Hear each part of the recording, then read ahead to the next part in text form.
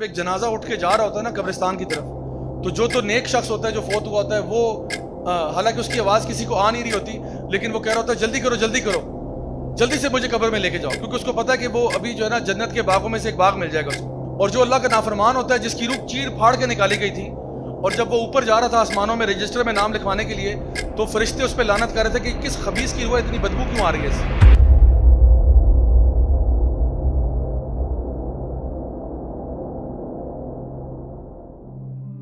ایک اور حدیث ہے صحیح بخاری میں نبی کریم صلی اللہ علیہ وسلم کی کہ آپ نے ایک خواب دیکھا، اور انبیاء کے خواب سچے ہوتے ہیں، تو آپ نے خواب میں کچھ چیزیں دیکھی جو بڑی انہونی سی تھیں۔ آپ نے دیکھا کہ دو شخص ہیں اور آپ کو قیامت کا منظر دکھایا گیا۔ ایک شخص جو ہے وہ دوسرا زمین پہ لیٹا ہوا ہے، اور ایک شخص بڑا سا پتھر لے کے اس کے سر کے اوپر مارتا ہے، اس کا سر جو ہے نا کچل دیا جاتا ہے، پھر وہ دوبارہ پتھر اٹھاتا ہے، جب تک اٹھاتا ہے اس کا سر واپس آ گیا، پھر اس کا سر پیستا ہے، تو بار بار اس کا سر جو ہے وہ پیسا جا رہا ہے۔ ایک اور دو شخص دیکھے جس میں سے ایک شخص ایسے آگے لیٹا ہوا ہے، دوسرا جو ہے ایک ہک اس کے یہاں پہ ڈالتا ہے اور اس کی پوری چیکس کو پھاڑ دیتا ہے، پھر اس سائڈ پہ ہک ڈالتا ہے، یہاں سے چیکس پھاڑ دیتا ہے، پھر نیچے ہک ڈالتا ہے، نیچے سے منہ کھول دیتا ہے، پھر اوپر سے ڈالتا ہے، اوپر سے منہ چیر دیتا ہے، اور جب یہ کرتا ہے تو پھر اس کا منہ واپس آتا ہے، پھر وہ پروسیس ریپیٹ کرتا ہے، ادھر سے منہ پھاڑتا ہے، ادھر سے اوپر نیچے، یہ پروسیس بار بار آپ نے دیکھا۔ بڑے خوفناک مناظر دیکھے آپ نے، صحیح بخاری کی حدیث ہے۔ پھر فرمایا کہ آپ نے دیکھا کہ کچھ لوگ ہیں جو برہنہ حالت میں ایک تندور میں ان کو پکایا جا رہا ہے، مرد اور عورتیں، ایک بڑا سا تندور ہے، اس کے اندر ان کو پھینکا ہوا ہے، اور ان کی چیخوں کی آوازیں بہت دور سے آ رہی ہیں، یعنی وہاں پہ ڈسٹینسز اتنے ہیں لیکن کہاں دور تک ان کی آواز آ رہی ہے۔ پھر آپ نے دیکھا کہ ایک شخص ہے جو کہ پانی میں تیر رہا ہے، یعنی ایک ایکچولی خون کے دریا میں خون میں تیر رہا ہے، اور جب خون میں تیرتا ہے تو ایک پتھر ہے جو اس کے منہ پہ مارا جاتا ہے، جب وہ جو ہے نا کنارے پہ آتا ہے، تو جب پتھر اس کے منہ پہ پڑتا ہے تو وہ اس کی بلو سے بہت پیچھے چلا جاتا ہے، پھر وہ پتھر کو اپنے منہ میں لیے واپس آتا ہے، ایک شخص جو کنارے پہ کھڑا ہے وہ پتھر دوبارہ اس کے منہ سے نکالتا ہے، پھر اس کے منہ پہ مارتا ہے، اور اتنی زور سے لگتا ہے کہ وہ دور چلا جاتا ہے، پھر وہ منہ کو پتھر میں لیے جو ہے نا دوبارہ سے واپس آتا ہے، پھر وہ یہ پروسیس ریپیٹ ہو رہا ہے کہ بار بار وہ اس خون کے دریا میں تیر رہا ہے، آگے پیچھے بار بار مار بھی کھا رہا ہے اور بار بار پتھر واپس بھی لے کے آتا ہے۔ پھر آپ صلی اللہ علیہ وسلم نے دیکھا کہ ایک بہت ہی بھیانک شکل کا ایک شخص جو ہے وہ ایک آگ کے ارد گرد دوڑ رہا ہے، ایک بیس نما چیز ہے، بڑے خوفناک سا شخص ہے۔ پھر آپ نے دیکھا کہ ایک باغ ہے، اس باغ میں ایک اونچا سا درخت ہے اور اس کے ساتھ ایک اونچا سا انسان ہے، بڑا خوبصورت سا، خوش شکل سا، اس کے ارد گرد بہت سارے بچے کھیل رہے ہیں اور وہ ان کے ساتھ بہت انجوائے کر رہے ہیں۔ اس کے بعد آپ نے دیکھا کہ آپ نے ایک چھوٹا سا ہل کراس کیا، ہل کراس کر کے آگے گئے تو آپ نے دیکھا کہ ایک لیک ہے، اور اس لیک کے ساتھ کچھ لوگ ہیں جو آدھے خوبصورت ہیں اور آدھے بہت بدصورت ہیں، تو وہ جب لیک میں جاتے ہیں ڈبکی لگا کے باہر آتے ہیں تو وہ پورے خوبصورت ہو جاتے ہیں، یعنی انہوں نے وہ شخص دیکھے، بہت سارے لوگ کھڑے ہیں جو ان کا ایک سائڈ بہت خوبصورت ہے اور ایک سائڈ اتنی ہی بدصورت ہے، وہ اس دریا میں اس لیک میں جا کے ڈپ کر کے آتے ہیں، باہر آتے ہیں تو بالکل صاف ستھرے ہو کے اچھے لگ رہے ہیں۔ تو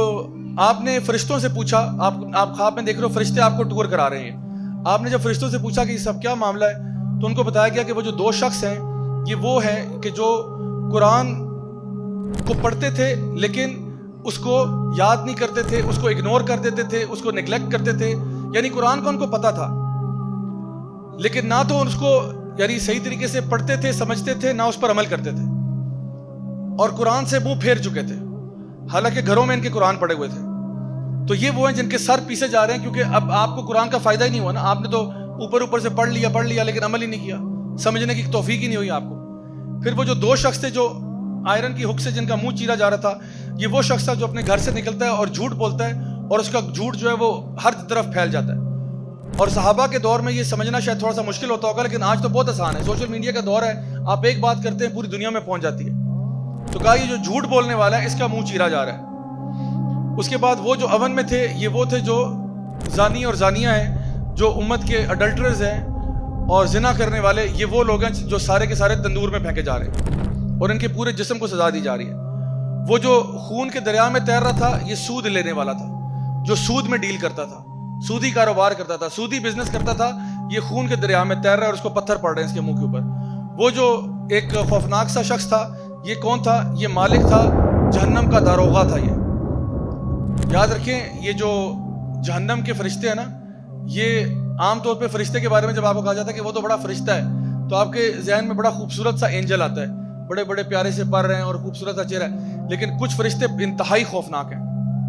انتہائی خوفناک ہے۔ اور یہ جو جنت جو ہے نا جہنم کے داروغے ہیں، جو 19 گیٹ کیپرز آف ہیل ہیں، یہ انتہائی خوفناک فرشتے ہیں،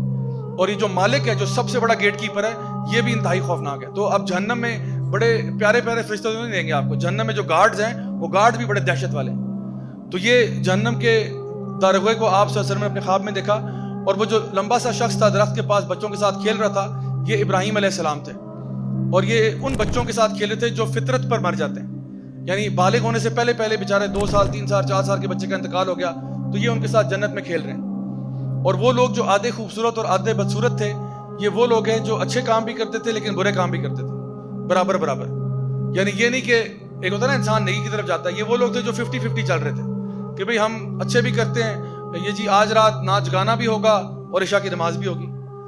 دونوں چیزیں ساتھ ساتھ چل رہی ہیں. بھئی ہم تو دین اور دنیا کو لے کے چل رہے ہیں. یعنی انہوں نے دنیا جو ہے نا وہ اللہ کی نافرمانی کو دنیا کہہ رہے ہوتے ہیں کہ دین بھی ہے لیکن دنیا بھی تو ہے نا، اللہ کی نافرمانیاں بھی تو ساتھ ساتھ ہی چلتی ہیں. حالانکہ اللہ تعالیٰ فرماتے ہیں یا ایھا الذین آمنوا ادخلوا فی السلم کافہ، اے ایمان والو پورے کے پورے اسلام میں داخل ہو جاؤ. ولا تتبعوا خطوات الشیطان، اور شیطان کے نقشے قدم پر نہ چلنا. مائی ڈیئر سسٹرز، یہ میں کوئی فیری ٹیل فکشن کی بات نہیں کر رہا ہوں، یہ ریئلٹی ہے. یہ وہ غیب کی باتیں ہیں جو نبی کریم صلی اللہ علیہ وسلم بتا کر گئے کہ باز آ جاؤ، اللہ کے بندو باز آ جاؤ، گناہوں سے توبہ کر لو، اللہ تعالیٰ کی رحمتوں کے دروازے کھلے ہوئے ہیں. اس کے باوجود تم توبہ نہیں کرو گے تو حالت آگے دیکھ لو کیا ہونے والی ہے. بڑے سے بڑا آپ نے گناہ کیا ہو، بڑے سے بڑا گناہ کیا ہو، اللہ تعالیٰ آج آپ کے پاس موقع ہے، معافی ہو سکتی ہے. اللہ تعالیٰ فرماتے ہیں تو زمین و آسمان کو بھی گناہوں سے بھر دے، میں سے بڑی مغفرت تجھے دے سکتا ہوں. تو سارے سمندروں کو گناہوں سے بھر دے، میں اس سے بڑی مغفرت دے سکتا ہوں. آج موقع ہے، جب مر جائیں گے اس کے بعد توبہ کریں گے تب فائدہ نہیں ہوگا. یہ آفر محدود مدت کے لیے ہے، یہ جو آفر ابھی آپ کو ملی ہوئی ہے نا، یہ محدود مدت کے لیے. تو اس لیے عقل مند انسان وہی ہے جو اس کا فائدہ اٹھا لے.